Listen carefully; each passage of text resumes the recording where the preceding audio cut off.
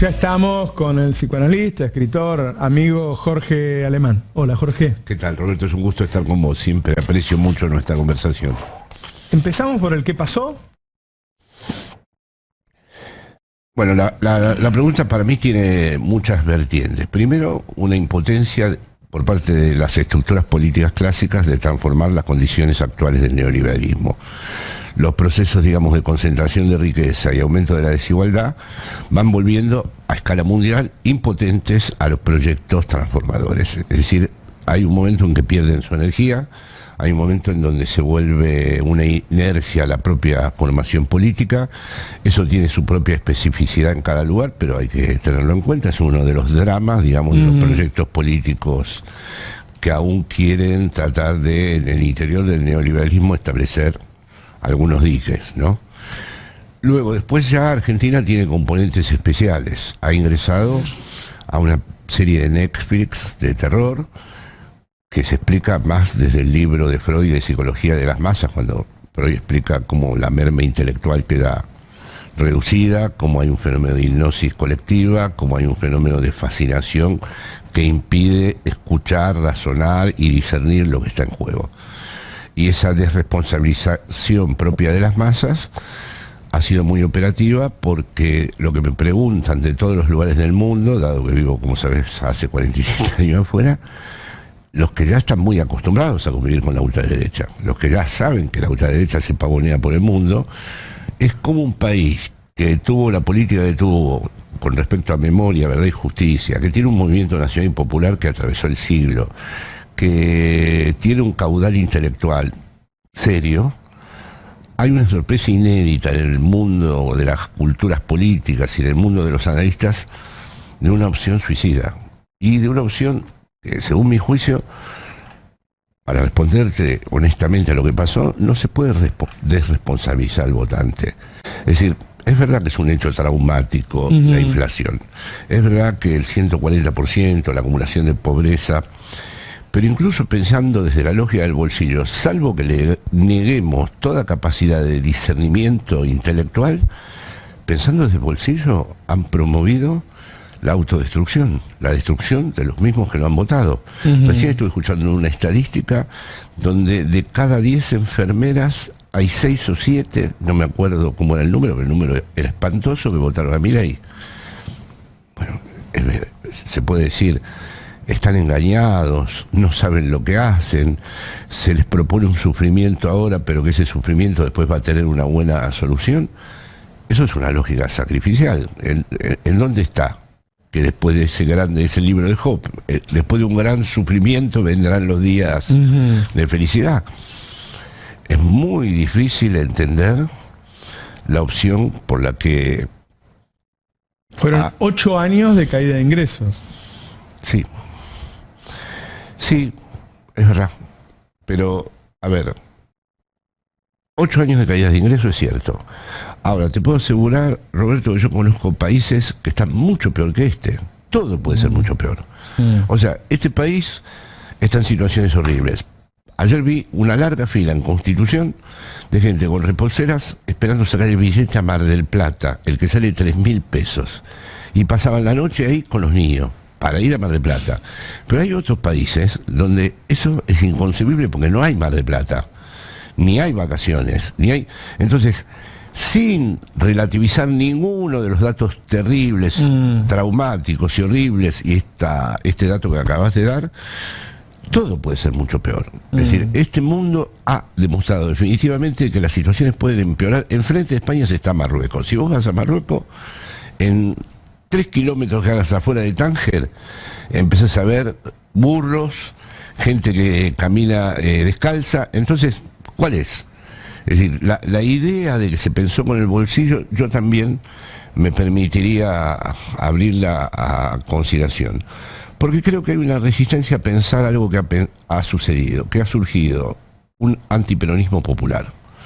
Es decir, como se ha conectado, y es una inercia cultural que tenemos, pueblo y peronismo, y como se ha producido una desconexión importante, hay una dificultad en entender que el que te desafía ahora, te desafía con Milei, no con Perón, no es viva Perón, carajo. Te desafía con Milei. Y desde un lugar de absoluta precariedad. Ahora, el peronismo llega en el momento en que Argentina empezaban los talleres, las fábricas, y ahí Perón lo representa y hace crecer ese modelo. Hoy es un modelo con un 50% de informalidad, la mayoría de los informales son pobres. Hay informales a los que les va bien, pero tampoco se sienten cerca del peronismo. Es decir, ¿hasta dónde el peronismo, con sus estructuras tradicionales, incluso con las del kirchnerismo, representa toda esa informalidad que de per se es individualista el informal, ¿no?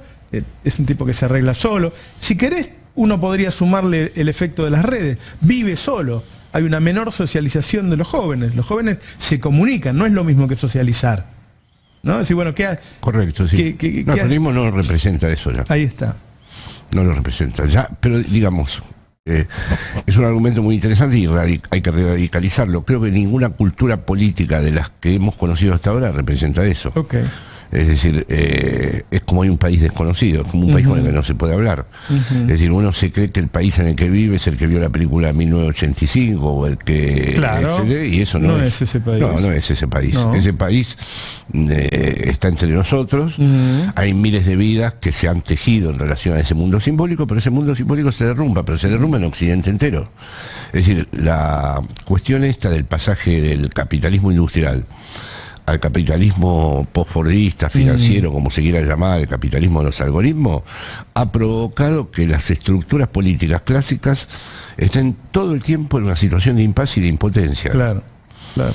Y después esta cosa, que Milei tiene una forma violenta, por lo menos de expresarse, y por ahí empatiza con la violencia de las redes. Esos jóvenes que tienen un lenguaje violento en las redes, que por ahí después no se expresan en la calle, por ahí en su vida cotidiana no lo son, pero la forma de expresión de las redes es violenta, quiere decir que su juego mental, su articulación cotidiana es violenta y puede empatizar con este tipo de sujetos. Sí, las redes invitan a la desresponsabilización del insulto, al no tener al otro... No, al anonimato, no lo tiene enfrente, y tiene menor riesgo de que el otro se enoje. Se puede gozar de la difamación con mucho más intensidad. Sin consecuencias. Y de hecho este hombre gana en su performance de cólera. En los momentos en donde no puede hacer su ataque de cólera, se vuelve un débil, se vuelve un tipo con escasísimos argumentos, ¿no? Claro. Pero sí, lo que has dicho, el peronismo ha sido un milagro político en el sentido que atravesó etapas muy distintas de las que lo vieron nacer, y ahora la pregunta es si logra existir en estas circunstancias, si tiene todavía en su mundo simbólico una posibilidad de rearmarse en el sentido de volver a ser operativo, de volver a ser una fuerza política, ¿no? Bueno, como todo partido que sufre una derrota, hoy no está, imaginás que no están todos amigos, no lo están pasando bien, se están peleando, ¿no? Sí.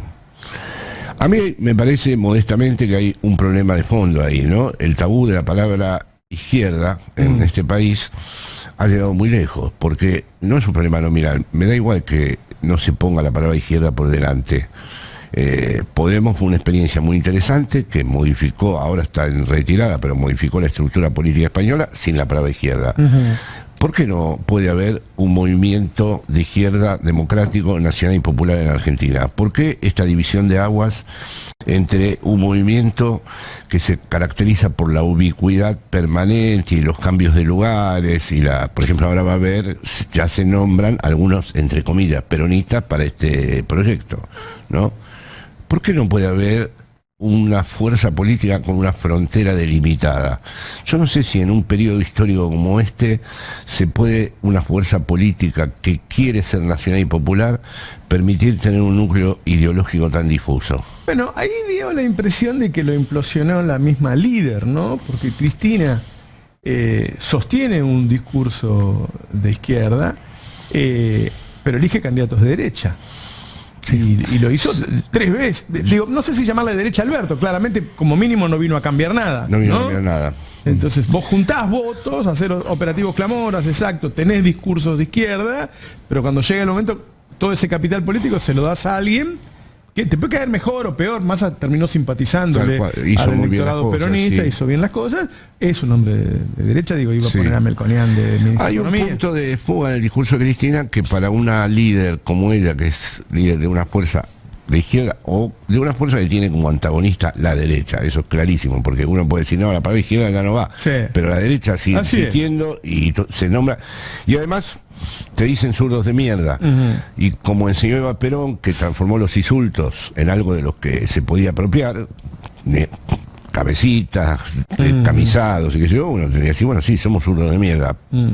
Y entonces ahí, en cuanto al discurso de ella tiene momentos de enorme lucidez para caracterizar el neoliberalismo, las estructuras sociales, pero su idea de que el capitalismo sigue siendo la forma más lograda que encontró la civilización para establecer la distribución de bienes, debería ser un poco discutida, porque uno puede decir, puede que no cambie el capitalismo.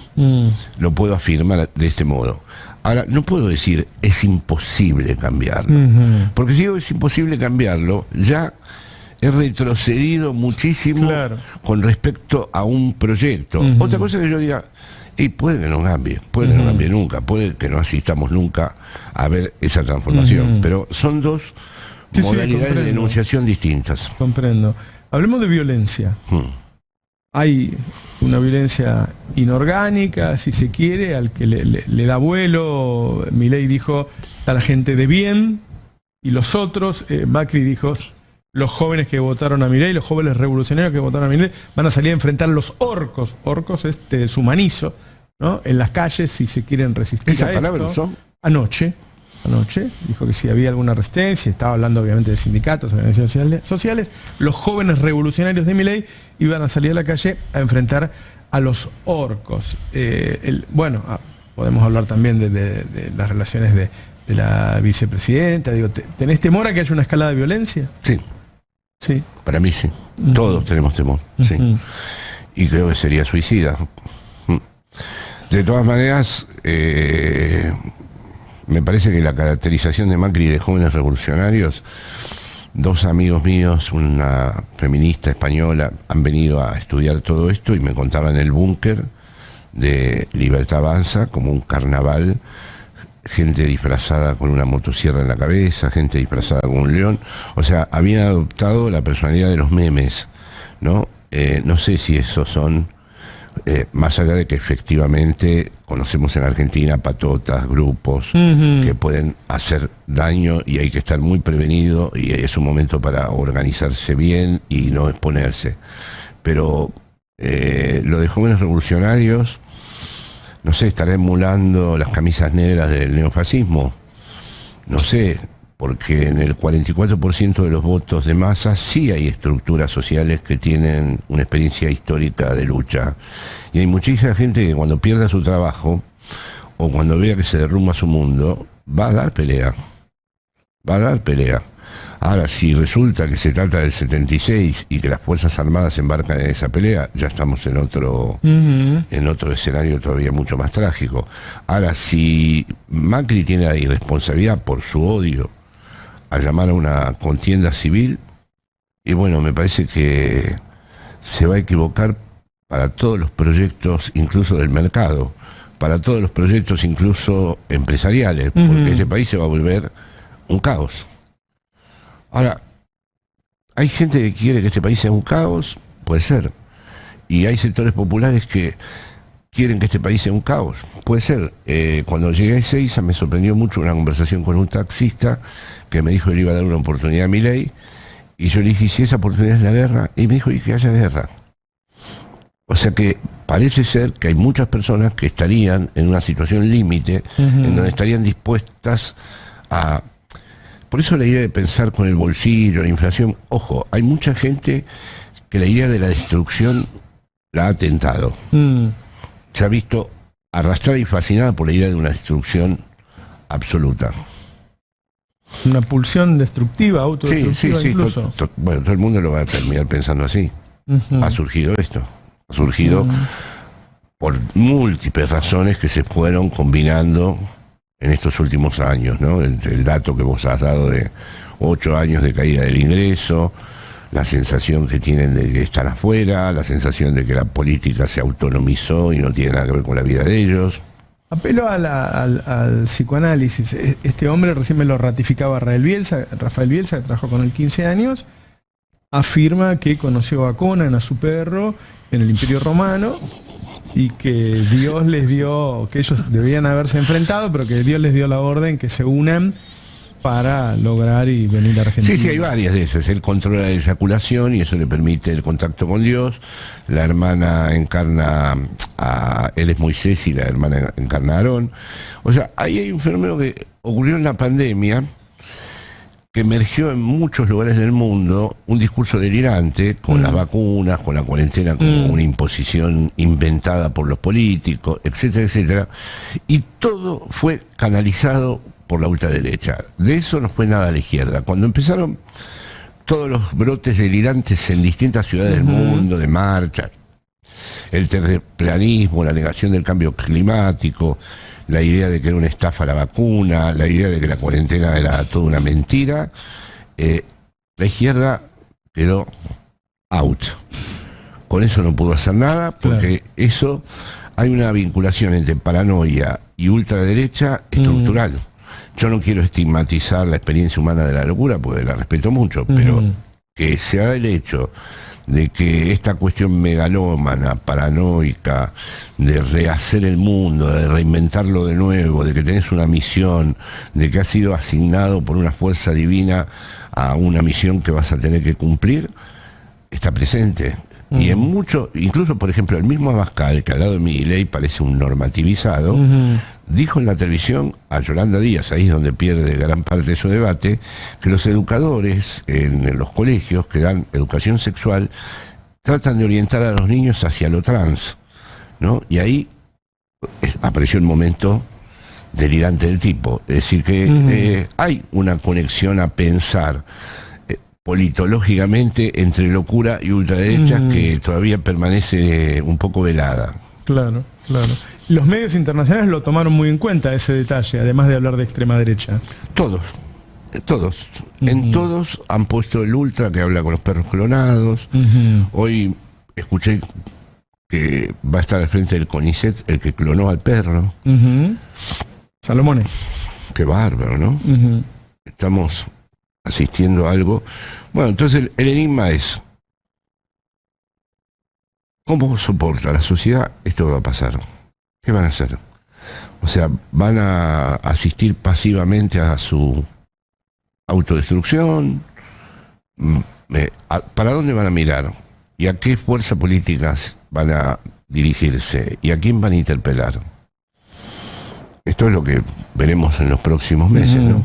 Sería interesante que exista una opción, que exista una luz al final del túnel, porque claramente esa porción de la sociedad se sentía muy frustrada, ¿no? Sí. No se habla de salto al vacío. Cuando vos das un salto al vacío, cuando atrás hay un incendio, ¿no? Un salto al vacío daban el 11 de septiembre en la Torre Gemela, qué sé yo, ¿no?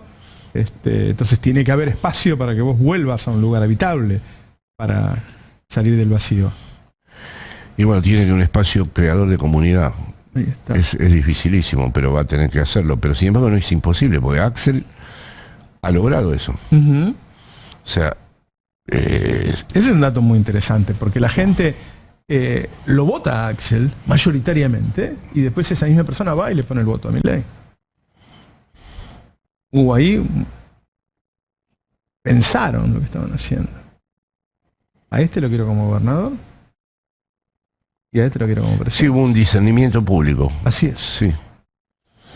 Bueno, quiere decir que eso no puede dejar de tenerse en cuenta. En donde hay un tipo que encarna de una manera coherente y de una manera honesta y de una manera sólida una gestión y un proyecto y no esconde sus ideas transformadoras, entonces, como no estamos en un momento donde las orientaciones llueven del cielo, ahí hay una orientación. Si no se la protege, si la propia fuerza política a la que pertenecemos no la sabe proteger, es la primera que habría que tratar de cuidar, ¿no? Claro. Hay un faro ahí, digo, un lugar, porque vos cuando te vas para algún lado te tenés que ir. Si no tenés para dónde irte, No, claro, es que ahora no hay punto de anclaje. O sea que el punto de anclaje tiene que aparecer. Claro. Y si, ¿dónde puede aparecer? En aquellos lugares donde uno dice, bueno, una provincia compleja, Buenos Aires, no cualquier lugar. Y el tipo, con su equipo, con su gestión, y además conozco lo que ha hecho, porque conozco a mucha gente de su equipo. Vos has sido asesor de Cristina, sos un hombre Sí. muy cercano a Cristina y la respetás y supongo que debes tener aprecio. ¿Vos Mucho. pensás que ya es el tiempo de Axel? Y, bueno, viste, vos conocés muy bien la complejidad del peronismo, ¿no? Es decir, el kirchnerismo tiene que poder aceptar, y Cristina sería importantísimo en esto, que surja una figura que no sea netamente, exclusivamente, absolutamente pura de lo que es la propia entraña del kirchnerismo, incluso de la entraña familiar. Es decir, y ahí serían importantísimos Máximo, Cristina, pero bueno, tienen que reconocer, otorgarle a Axel el crédito del campo político que él mismo ha sabido administrar. Sus alianzas, sus maneras de dirigirse a los otros interlocutores. Si no se respeta esto, me parece que estamos de nuevo en un terreno abstracto, porque lo de Cristina ha sido interesantísimo en sus análisis. Las organizaciones que tiene el kirchnerismo son importantísimas y siguen siendo importantísimas, y más ahora. La Cámpora me parece una organización importantísima. También, por supuesto, el Grabois, el movimiento Evita, en fin, los movimientos sociales son indispensables. Pero bueno, hemos tenido la experiencia de que hay una figura política con una gestión dificilísima, en donde se puede naufragar con mucha facilidad, que no naufragó. Y si no se colabora con el investimiento de eso, que eso realmente se constituya definitivamente en un liderazgo de referencia. No es que él se va a transformar ahora en la gran opción nacional, pero es el punto de partida, ¿no? Y debería ocurrir más o menos rápido, porque las medidas, se está preparando una ley ómnibus y todas las medidas van a estar ahí, todas juntas. La desregulación... Sí, no lo va a dejar gobernar. Todo junto. Y lo de la obra pública, es decir, está directa, o sea, va a empezar toda una campaña para bloquear el gobierno de Axel. Por eso me parece que es la condición que tenemos que... Ganó por 20 puntos Axel Kicillof, ¿no? La provincia de Buenos Aires. Su gobernación. En este contexto es el faro. Claro. No hay otro. Claro. No hay otro. Y no es por un gusto o una predilección nuestra de nosotros dos. Más allá de eso. Más allá de eso. Es un hecho. Así es. Es un hecho. Si no está eso, claro, ¿no? Claro. Y fue el que dijo que había que componer otra canción y que teníamos que tocar algo distinto, porque me parece que es el que está en condiciones de entender que hay un discurso que se debe reconstituir, reconfigurar. Luego es una persona con una formación económica y luego es una persona que ha sabido muy bien controlar su propia gestión, ¿no? Claro. Ni se ha excedido tampoco él en presentarse de un modo, digamos, demasiado con un protagonismo excesivo, ¿no? Ha sabido dosificar eso, ¿no? Claro, claro. Hay que ver qué pasa ahora, porque bueno, para ser un faro te tengo que ver, ¿no? Te tenés que mostrar, tenés que encender la luz. Pero ahí la función de los medios alternativos es clave, medios como el tuyo. Y luego él, siempre nos queda la duda, ¿no? Si el sujeto político sabe interpretar su destino, ¿no? Sabe reconocerse en el lugar que para nosotros ahora, por lo menos por ahora, él tiene que cumplir, ¿no? Claro. Ojalá que así sea, ¿no?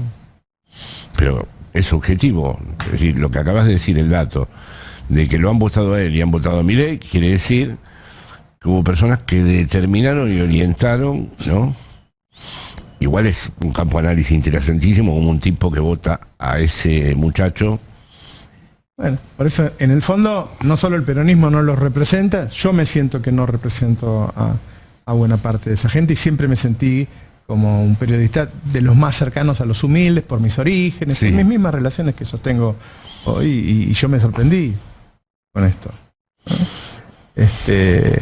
Indudablemente ha pasado algo que la pandemia quizá apuró, potenció, ¿no?